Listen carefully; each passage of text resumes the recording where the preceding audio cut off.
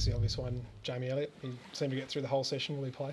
Yeah, he will. Yeah, he's all he needs to do is pull up well from today's session. It was a step up again from Tuesday, but he fully trained Tuesday. So he, we weren't exactly sure how he was going to come up after the injury. It wasn't altogether clear. There was a couple of mechanisms in his ankle, and one was going to take a little bit longer than the other, and it ended up being the good one. So we will enjoy having him back in the mix. Obviously been an important part of that forward structure for us, and just adds a little bit of bite. Bucks, with the nature of the result, were you tempted to be pretty savage at the selection table? Yeah, we were disappointed with the way we played. All credit to Port. They defended us really well, and they were very strong around the ball. But no, we'll make the calls based on how we think we're best placed to go and beat Hawthorn, and that might be a little bit different. It always is a little bit different to another opposition, but there's form considerations in that as well. Barker looked to be moving pretty well out there today. Is he another one that's potentially in? He'll play in the VFL this week, and that will be, I suppose, rounding off his reconditioning, and he's been going on pretty well. It's obviously been a significant period away from the game after the round 6 injury. Had a setback probably 2 or 3 weeks in, so pretty much a recurrence.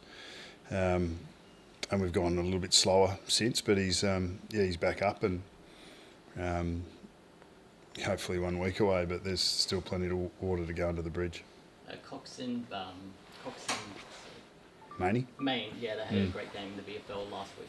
What are their chances of getting back in the team? Yeah, well, our VFL performed really well last couple of weeks. So Cox in particular has put his hand up. Mainey's impact on the games and hitting the scoreboard has asked the question again. We've seen over the last couple of weeks, I suppose, Callum Brown, Ben Crocker, Tommy Langdon, to some degree, be rewarded for their VFL form. Matty Scharenberg about a month back. And there's a couple of guys at the moment. I mean, even Josh Dacos played his best game on the wing for a while, but Carl Kirby's been pretty consistent. Josh Thomas. We're getting some good performances down there. So it's you've got players that are putting their hand up and saying that they want to contribute to the AFL performance, and it's a good problem for the match committee to have. I think post-match you said it felt like Port just bullied you right around the contest. I assume it's not something you can click your fingers and change in a week. How have you addressed that this week? We're actually, the strength around the contest wasn't where the game was won or lost. It was actually work rate around the ground, and they worked far harder than us in transition. So come up against the Hawthorn side that have had their best win, and they're generally a side that has been the strongest at transition for a long time, and their ball use is up and about, and it's really definitive the way that they play the game with ball in hand, and their team defence has gone from strength to strength. So it's just looking like they're getting that shape back. Birchall, Hodge, potentially Stratton, guys that have been really strong leaders for them for a long time, drive that transition phase, and they seem to be in good shape. So that'll be a test for us. So the work rate that we didn't display against Port for long enough and was shown up in is something that's going to be important for us. You seemed to get lost a little bit last week, maybe with that last kick inside 50. Is that something that you can just keep is that all you can do, keep coaching it, or spin the magnets a bit? No, in the end, I think if the opposition are rolling back harder than you're rolling forward, you're always going to look outnumbered, and it's the nature of the game. The opposition are generally going to have an extra number in your forward half somewhere. And if you have one or two that don't work in their roles, it might be 2 or 3, and I think that's what we saw. Their willingness to get back and support their back 6 was far stronger than our willingness to get forward and hunt, and vice versa. We didn't get back and help our back 6 enough, but it hasn't been consistent. That hasn't been what we've seen. And the challenge is to make that an outlier rather than being hot and cold. We've had 6-7 weeks of solid football, and then we put that one in, albeit against a very good opponent.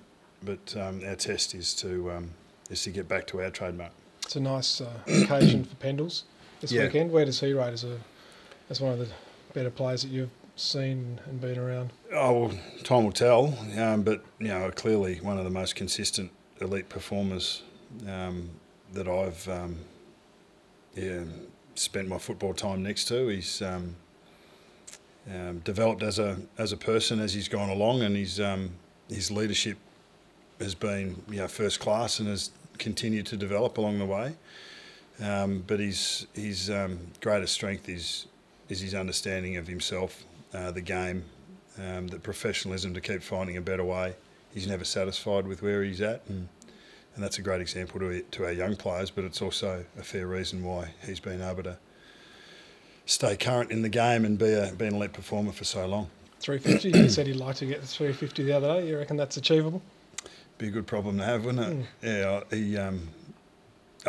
he's anything's possible. I think when you are prepared to go to the lengths that he does in preparation, you wouldn't ever suggest that he's not capable of anything that he puts up. So we might think it's a bit of a gag at the moment, but I reckon somewhere in the back of his head he's thinking, no, well, that's what I'm going to do, and he probably will. Bit of mutual admiration society. We spoke glowingly of you this morning on radio. He was asked about your future, and he said he very much wants you here next year and onwards. He thinks very highly of you. That's nice. Yeah, it's excellent. How much do you take out of that? I haven't heard it. Okay. I heard you tell me just then. Oh, look, it's and I suppose that is it's good to hear. But the reality is that we need to continue to show the development, both in a team sense and an individual sense, to continue on the direction that we're heading. And whilst we've had a really positive sort of 6-7 week period, we still would have liked to have converted that into more wins. But the tests are still there for us, but we're not looking at much further than Sunday. Arguably, you're in better shape this year than you were last year, but the win-losses at this time look the same. Does that, I guess, frustrate or build confidence that you're getting there slowly? Or? I think the competition's a little bit different to what it was last year as well. It's a fair bit tighter, but that might be a portent to what we see in future years as well. So it is quite marginal.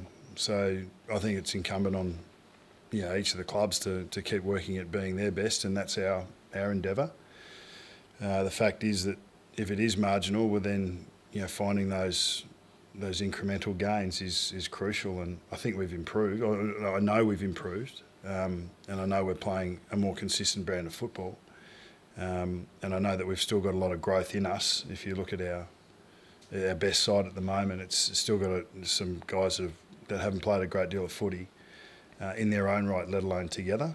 So we've still got the capacity to improve, and if it is marginal, well then we might not be far away, but that's a bigger picture. We're really focused on Sunday. Personally, Bucks, do you fear the fallout of a loss on the weekend? No, not even contemplating losing. It's been a long time since you've had successive wins over the Hawks. I mean, do you take much out of the last victory that you had? Or? Yeah, it was a game of two halves. Well, that's the way it's been presented. It was probably 1.5 quarters and 2.5 quarters, but they bested us early.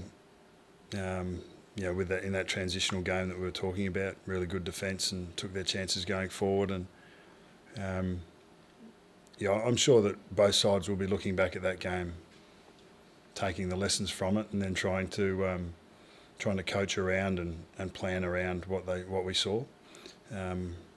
There's a fair bit that changes in 6 weeks as well. So we'll have our plans and we'll go in and we'll see how they stack up.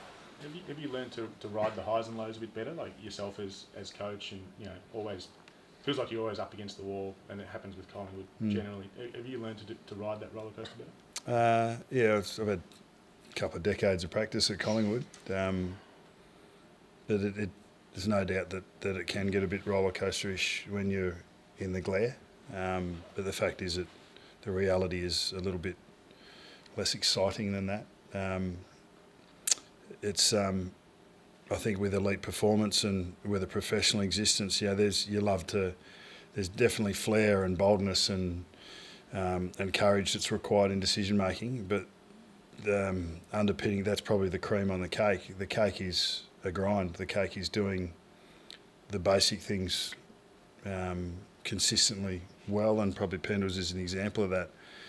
You know, you can't get anywhere without being prepared to work hard and do the things that everyone, you know, potentially the things that no one sort of really wants to do too consistently, because it's not sexy, or it's not as showy as what you might see otherwise. But I think you got to come back down to that, and that's I've never seen it any other way. And if you get those things right and you're prepared to do the work, eventually you get rewarded.